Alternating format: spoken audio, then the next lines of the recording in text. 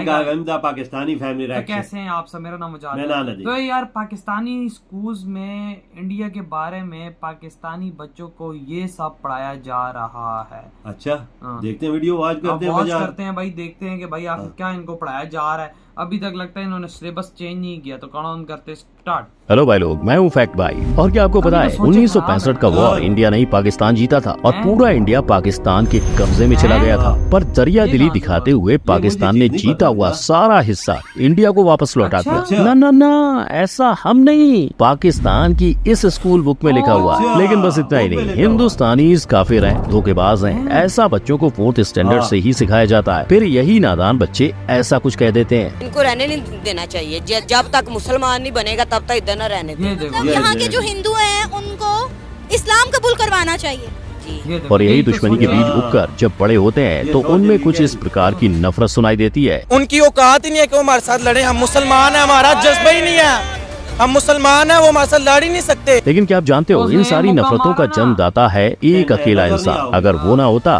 तो शायद आज इंडिया पाकिस्तान एक होता। Number 1 culture. पर नहीं, पाकिस्तानी टेक्स्ट बुक बच्चों को सिखाती हैं कि मूर्तियों की पूजा करने वाला काफिर कहलाता है। मेरे अपने ही भांजे ने मतलब स्कूल में उसको पढ़ाया गया कि काफिर का मतलब बुतों की पूजा करने वाला। अब सोचने वाली बात है कि ये सुनकर वहाँ के हिंदू बच्चों पर क्या क्या बीतती होगी। यहाँ तक कि उनके 6th स्टैंडर्ड के सोशल स्टडीज में ये लिखा है कि इंडियंस के घर उनके दिल की तरह छोटे होते हैं और इंडियंस हमेशा से अंधेरे वाले घर में रहना ही पसंद करते हैं। बस सिर्फ घर नहीं, पाकिस्तानी टेक्स्ट बुक में मंदिरों को भी छोटा, अंधेरों से भरा और गंदा कहा जाता है, जहाँ हिंदुस्तानी नकली मूर्तियों की पूजा करते हैं। उनका ये भी कहना है कि इंडिया में बाल विवाह करना एक आम बात है और औरतों की इज्जत तो वहाँ ना के बराबर की जाती है। हिंदू जो है अपनी बेटियों को सही से ट्रीट नहीं करते, उनको मार देते। अब भले ये पुराने जमाने में होता था, पर आज की सच्चाई क्या है वो तो सब जानते हैं। पर इन सब में एक ताज्जुब करने वाली बात ये तक थी कि इन्हें ऐसा भी पढ़ाया जाता है कि पहली दफा लिबास सिलने का आविष्कार पाकिस्तान में हुआ था। पर रियलिटी देखें तो हर कोई जानता है कि ये आविष्कार इजिप्ट से आया है। Number 2 geography. 8th स्टैंडर्ड के बच्चों की बुक्स में तो इंडियंस को ही धोखेबाज कहा जा रहा है। मकसद ये था कि किसी न किसी तरह अंग्रेज की गुलामी से निजात मिले, लेकिन हस्बे आदत हिंदू ने मुसलमानों के साथ हर जगह धोखा किया। दरअसल उनका कहना है कि जब ब्रिटिशर्स इंडिया में राज कर रहे थे तब उन्हें भगाने में मुसलमानों ने हिंदुओं का साथ दिया था, पर उसके बदले में पार्टीशन के रूप में हमें सिर्फ धोखा मिला। लेकिन अगर एक्चुअल हिस्ट्री की बात करें तो बंटवारे से पहले 1906 को ढाका में एक मुस्लिम लीग बनाई गई, जिसकी हार 1937 के चुनाव में कांग्रेस पार्टी द्वारा हुई। फिर कांग्रेस ने आम जनता को साथ लेके चलना शुरू किया, पर इस वजह से यूपी, बंगाल और पंजाब के मुस्लिम जमींदारों को खतरा महसूस होने लगा। उन्हें लग रहा था कि ऐसे ही चलता रहा तो कांग्रेस पार्टी आम लोगों को बढ़ावा देगी और हमारा रुतबा कम हो जाएगा, हमारी जमीन जायदाद सब में बांट दी जाएगी। और इसी वजह से अपने रुतबे को बचाने के लिए उन्होंने इंडिया पाकिस्तान पार्टीशन की नींव रखी। Number 3 history.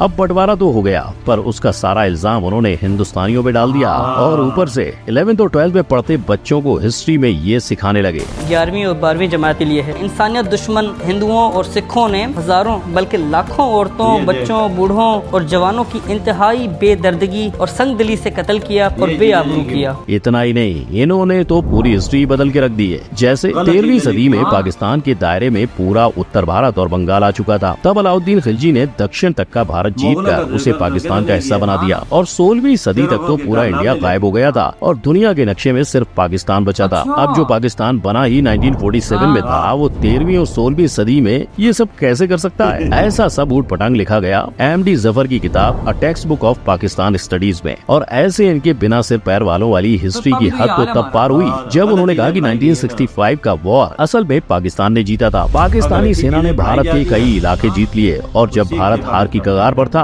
तभी भारत ने UN से युद्ध को सीज करने की मदद मांगी। फिर क्या, पाकिस्तान ने भी अपना बड़ा दिल दिखाते हुए युद्ध को रोका और सारे जीते हुए इलाके इंडिया को वापस दे दिए। ये सुनकर तो बस इतना ही लगता है कि हमारी पंचतंत्र की कहानियाँ भी इससे ज्यादा लॉजिकल और मीनिंगफुल होती हैं। अब बारी आती है ये जानने की कि इन सब के पीछे आखिर था कौन। मोहम्मद जियाउल हक, जो पहले पाकिस्तान आर्मी के हेड और बाद में पाकिस्तान का प्रेसिडेंट बना, ये इंसान एक तरफ तो इंडिया के साथ भाईचारा बना रहा था और दूसरी तरफ दुश्मनी की जड़ें गहरी कर रहा था। पर गौर करने वाली बात तो ये है कि हम यहाँ 2 भाई या 2 घर की नहीं, दुनिया के 2 देशों की बात कर रहे हैं। कैसे सिर्फ एक इंसान एक पूरे देश के यूथ को दूसरे देश से इतनी नफरत करने करने पर मजबूर कर रहा है। क्या इसका असर हमारे भविष्य पर नहीं पड़ सका?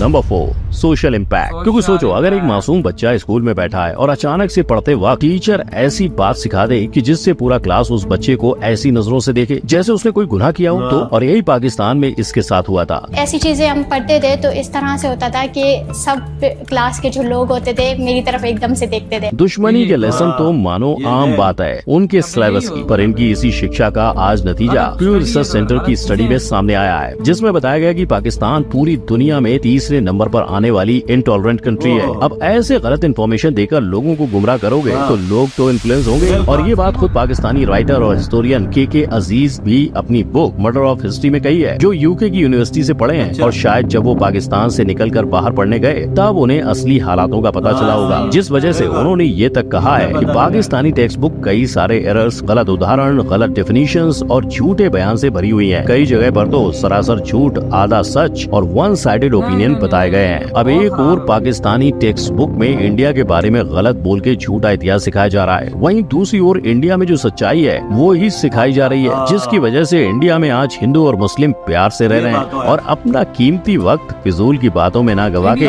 तरक्की में लगा रहे हैं। पर कुछ पाकिस्तानी प्रोफेसर हैं जो सच का साथ देना चाहते हैं। लेकिन मेरा ये कहना है कि कम से कम हमें दानिस्ता झूठ जो पैदा किए गए हैं उन्हें निकाल देना चाहिए। वो जानते हैं कि उनके स्टूडेंट्स की मेंटेलिटी पर क्या असर हो रहा है। Number 5, opinions. ये सब आप भी देख सकते हो कि कैसे जब एक रिपोर्टर ने युवाओं से इंडिया के बारे में सवाल किए तो उनकी उस पर क्या राय निकल के आई। उनकी औकात ही नहीं है कि वो हमारे साथ लड़े। हम मुसलमान हैं, हमारा जज्बा ही नहीं है।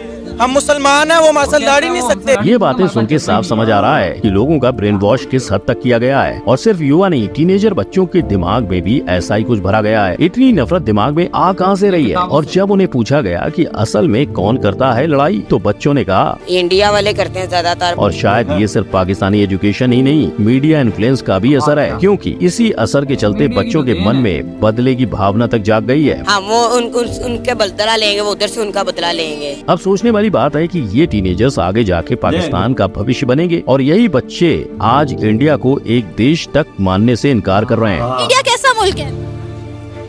कोई मुल्क नहीं है। तो आपको क्या लग रहा है कि पाकिस्तान का फ्यूचर सही हाथों में जा रहा है? इंडिया के बारे में सुनते ही पहली चीज माइंड में क्या आती? वो हमारा सबसे बड़ा दुश्मन है, पाकिस्तान का सबसे बड़ा दुश्मन है।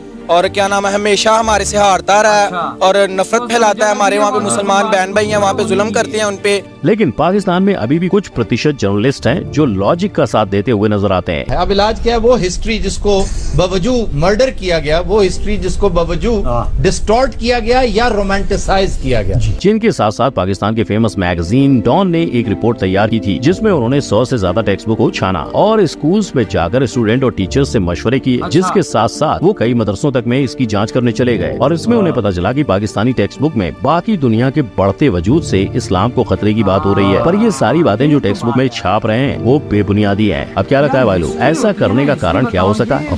पॉलिटिक्स।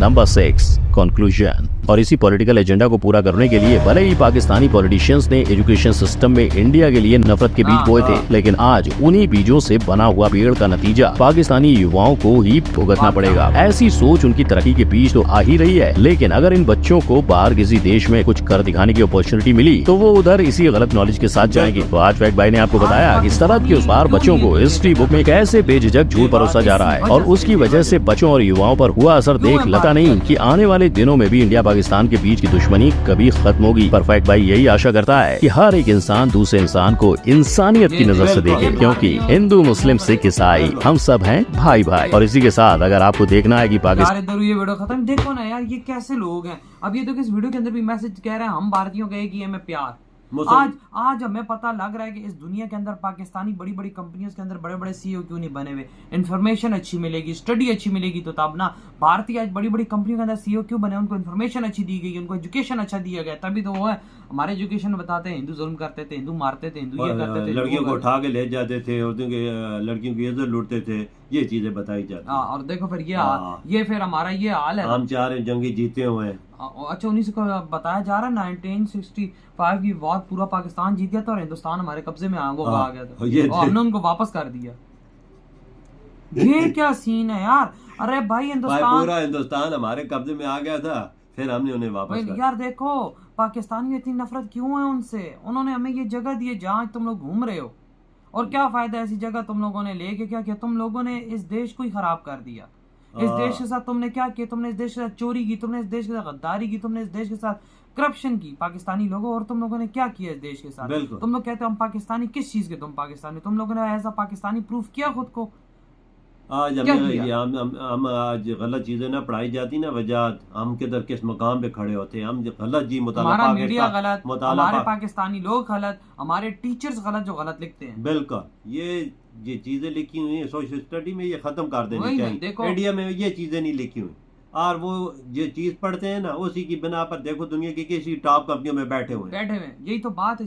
पाकिस्तान का तो जिक्र ही नहीं है मेरे भाई। नहीं ना, और जो पाकिस्तान हम लोग बात करते हैं, हमें भारत ने ये जगह दी हुई। अगर भारत हमें जगह न देता, आज भारत ही ये सारा होता। मुसलमानों के जो मुसलमान है ना, ये टीचर मीचर सारे जो है ना, ये बच्चों के दिलों में ऐसा माइंड वॉश करते, नफरत डाल रहे हैं। देखो किताबों बच्चा बोलता है कि इंडिया हमारा दुश्मन है, बच्चा उठाओ तो बोलेगा कोई तो देश ही नहीं इंडिया, देश ही नहीं। कोई कहता है इंडिया हमसे लड़ ही नहीं सकता, हमें जज्बा ही नहीं है, तभी वो हमें चारों जंग आगे बैठा हुआ है। तो यकीन कर, इंडिया के बच्चे से पूछना, वो बोलेगा पाकिस्तान का नाम सुना है, वो बोलेगा पहले तो नहीं, पर कोई बात करेगा टेक्नोलॉजी की बात करेगा, डॉक्टरी की बात करेगा, ISI की बात करेगा, मैं ये बनूंगा IAS की बन, ये बात करेगा। इधर आप पता है ना, कि भाई हिंदू हमारे दुश्मन है, हम याद करेंगे, हम उनको मारेंगे जाके, हम उनको मुसलमान बना देंगे, उनको ये कर देंगे, हम वो कर देंगे, बस इसके अलावा इनकी और सोची ही नहीं है। अबे गधो, जरा दिमाग अपने सेट करो, जरा इंसानों की तरह आगे स्टडी करो, ताकि पाकिस्तान आगे बढ़े। नहीं तो पाकिस्तान का हाल तुम लोगों ने इससे भी घटिया कर देना। ये पाकिस्तान का फ्यूचर है, तो मैं कहता हूँ कि पाकिस्तान का कोई फ्यूचर नहीं है। सही बात बताऊं, पाकिस्तान की जो तालीमी निज़ाम है ना, इंडिया से 100 साल पीछे, 100 साल पीछे वो कहाँ निकल गए। वो आज किताबें कोई भारत की किताबें जो टॉप कंपनियों के में CEO लगे हुए हैं, वो किधर से पढ़े? भारत से पढ़े ना। इंडिया में तो ऐसी यूनिवर्सिटियां जो खाली बंदा निकलता है तो उधर से उठा लेती, बाहर की कंपनियां, उसी वक्त देर तो लगती नहीं वही ना। और हमारे यहाँ क्या किताबों में पढ़ाया जा रहा है, ये आज आप सब ने देख लिया। तो आपके क्या थॉट है? इधर ही वीडियो खत्म करते हैं।